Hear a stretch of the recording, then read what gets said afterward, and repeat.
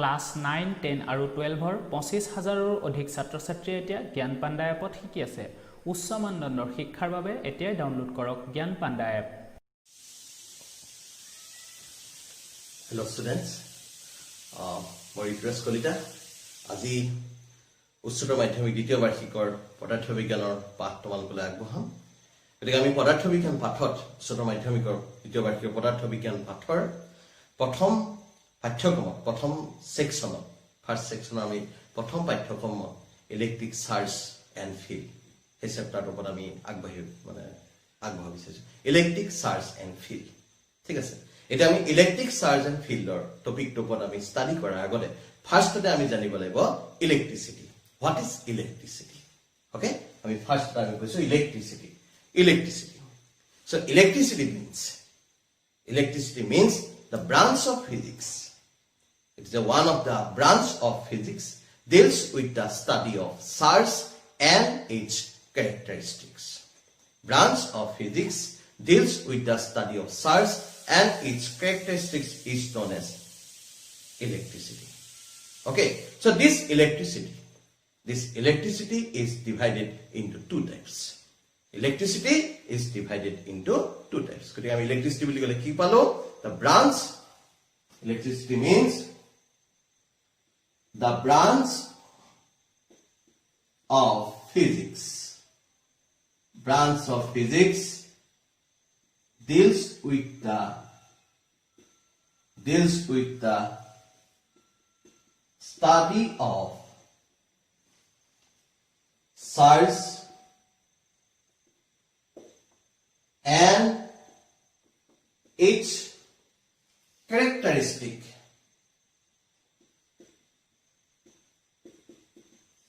is known as electricity. Branch of physics deals with the study of charge and its characteristics is known as electricity. Okay, so this electricity is divided. The electricity is divided into two types. So first one is static electricity. Static. It is divided into two types.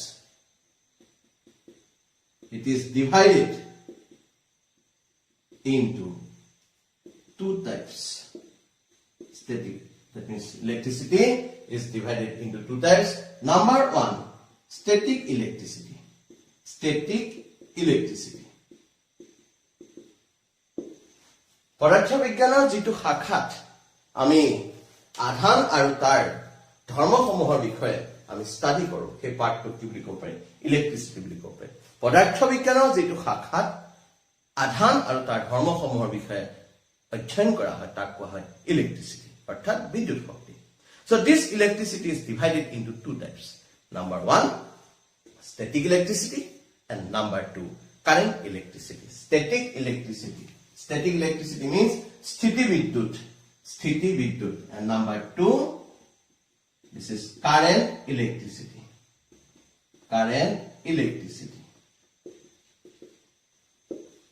Static electricity and current electricity. So static electricity means the branch of physics. Static electricity is sthiti vidyut. So branch of physics deals with the study of force, field, potential arising from static charge. যেটা charge পাৰ্টিকলটো ৰেষ্টত থাকে, ৰেষ্টত থকা অৱস্থাত আমি চাৰ্জটোৰ force, field আৰু পটেনচিয়েলৰ ওপৰত আমি study কৰিব পাৰোঁ। So in which branch we discuss about the force, field and potential arising from static charge is known as static electricity. যিটো শাখাত আমি আধানটো স্থিৰ অৱস্থাত ৰাখি আধানটোৰ বল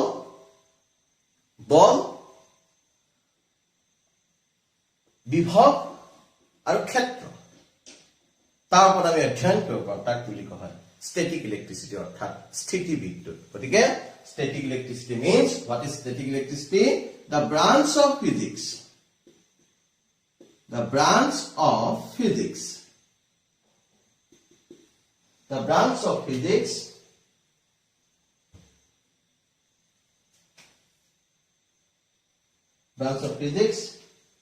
deals with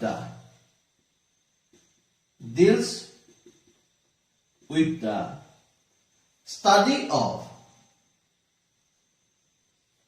electric force,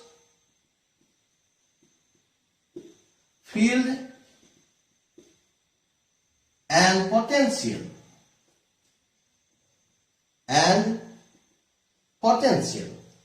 arising from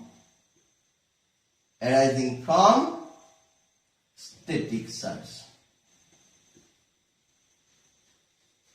Static surge is known as static electricity. Is known as static electricity or electrostatic.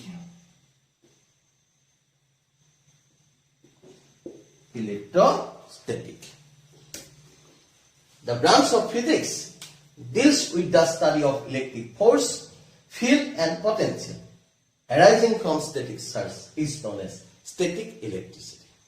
Okay? Next, current electricity means the branch of physics. The branch of physics deals with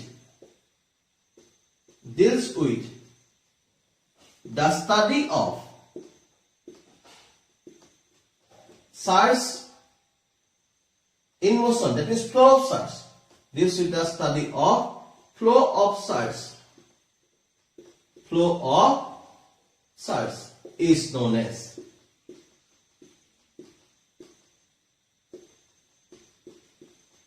current electricity. The branch of physics deals with the study of flow of surge is known as current electricity. So first one is static electricity and next one is current electricity. So now my question is, what is surge? Etia my question to ahise. Duita part eta ami surge opor study koisu. Here in static electricity ami kiho opor study koisu? Surge to rest of thoka opor. Aru current electricity ami study koisu surge to motion of thoka opor. That means flow of surge. Okay? So my question is, what is surge? My question to hoise surge mane ki? What is surge? Ami jimankhini body ase, amar sharifale jimankhini body ase, protect body some kisuman fundamental property ase, protect body. Everybody around us, everybody of subatomic particle. That means every subatomic particles around us have some intrinsic property. So that intrinsic or fundamental property is known as surge. Amar sharifale jimankhini body ase, সেই body hemohor প্ৰত্যেকৰে কিছু যিখিনি subatomic particle আছে, সেই প্ৰত্যেকৰে এটা কি আছে intrinsic property আছে. So that intrinsic property is known as surge. It can be either positive or negative. Okay? So next point is surge. Next point is surge.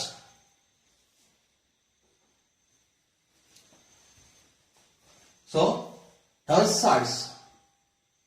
Adhan. So what is surge? Adhan.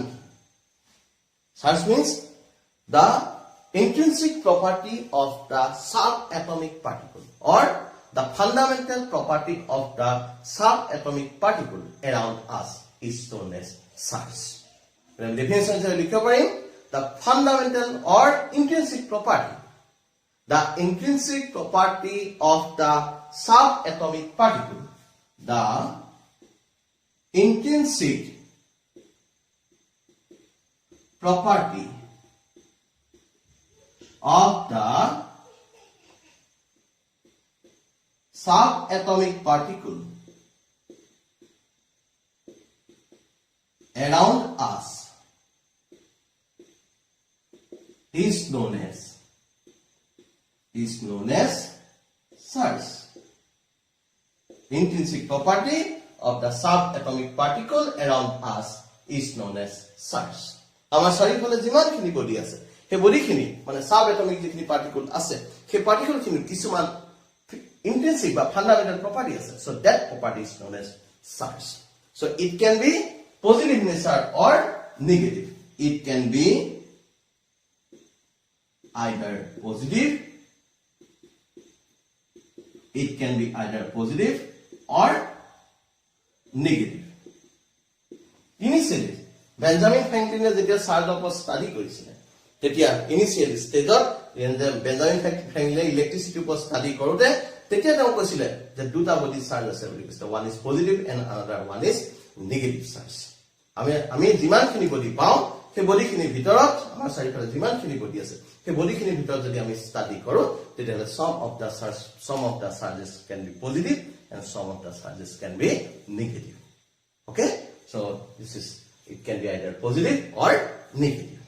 ঠিক আছে আমি এটা সেই positive আৰু negative মানে ultimately এটা বডিক charge কৰিবৰ কাৰণে আমি যেটো মেথড ইউজ কৰোঁ সেইটো কি বুলি কয় ইলেক্ট্ৰিফাই বুলি ক'ব পাৰি the process of charging of a body is known as electrification or electrified. Okay, so next our point to is electrification.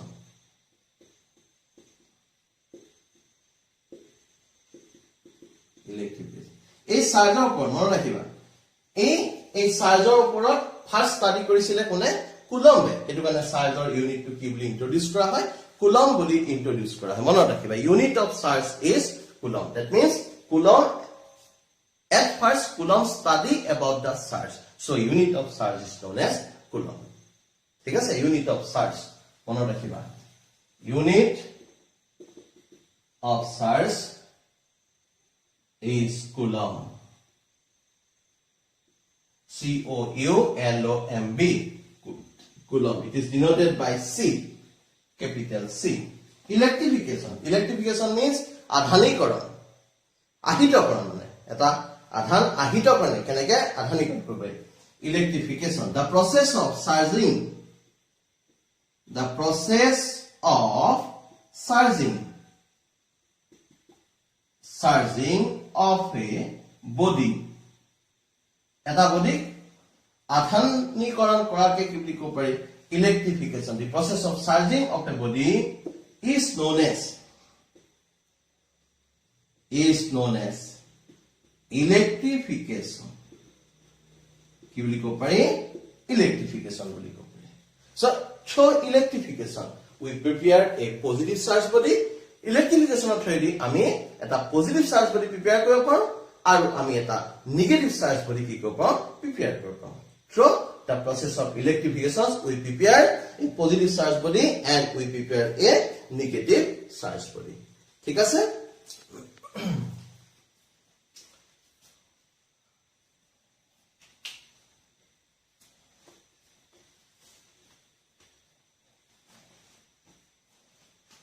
So how you prepare a positive charge body and negative charge body? তুমি কেনেকৈ গম পাবা তুমি এটা charge body তুমি কেনেকৈ positive হিচাপে গম পাবা আৰু এটা কোনবা কেনেকৈ নেগেটিভ হিচাপে গম পাবা চাবা পজিটিভ বুলি কোৱাৰ লগে লগে আমাৰ পজিটিভ ক্যাৰেক্টাৰ বেছি থাকিব আৰু নেগেটিভ বুলি কোৱাৰ লগে লগে কি থাকিব নেগেটিভ ক্যাৰেক্টাৰ বেছি থাকিব so first point is see suppose এটা বডি এই বডিটো ঠিক আছে এই বডিটো যদি পজিটিভ ক্যাৰেক্টাৰ বেছি থাকে like this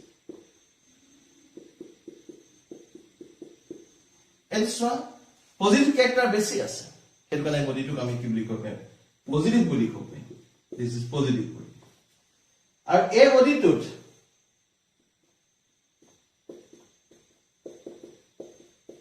নেগেটিভ character বেছি আছে হয় না এর কারণে ইয়াক কি বলি কই নেগেটিভ বলি কই এটো পজিটিভ ক্যারেক্টার বেছি হেতু কারণে পজিটিভ চার্জ বডি আর এটো নেগেটিভ ক্যারেক্টার বেছি হেতু কারণে নেগেটিভ চার্জ বডি কয় কিন্তু যদি এটা বডি যদি পজিটিভ আর নেগেটিভ সমান তেলে সেই বডিটো কি বুলি কয় নিউট্রাল বডি বুলি কয় if a body have equal number of positive and negative charge carrier that means the body is known as neutral body. This is here a body to positive charge carrier বেছি আছে এখন তাক কি বুলি কয় positive body এই বডিটো negative charge ক্যাৰিয়াৰ বেছি আছে মানে নেগেটিভ আধান বহন কৰিব পৰা ক্ষমতা বেছি আছে ইয়াত বুজি পাইছা নেগেটিভ আধান বেছি আছে নেগেটিভ আধান বহন কৰিব পৰা ক্ষমতা ইয়াত বেছি আছে নেগেটিভ আৰু ইয়াত positive আৰু ইয়াত কি আছে neutral that means equal number of positive and negative charge so it is neutral body ঠিক আছে এতিয়া চাবা আমি এই যে ইলেক্ট্ৰিফিকেশন মানে এটা বডি আমি কি কৰিব পাৰি ইলেক্ট্ৰিফাই যেটা কৰা হয় এটা প্ৰসেছৰ থ্ৰুদি আমি এটা বডি ইলেক্ট্ৰিফাই কৰিব পাৰি আৰু সেই প্ৰসেছটো থ্ৰুদি যেটা ইলেক্ট্ৰিফাই কৰো সেইটো এটা সেই যেটো ইলেক্ট্ৰিসিটি যেটো আমি ইলেক্ট্ৰিসিটি পাইছো that is known as frictional electricity that means the body can be charged that means body can be electrified through rubbing or friction eta body electrify koribo karone jodi ami friction use koru ba rubbing enake jodi ami ghahi thako ekhon kapurere jodi এইটো যদি এনেকে আমি ঘহি থাকো এটো যদি আমি এনেকে ঘহি যদি ইলেক্ট্রিফাই করো রাবিং করা বুলি কয় that is frictional electricity so next topic is frictional electricity আমি ইয়াৰ পিছত আমি পাইছো frictional electricity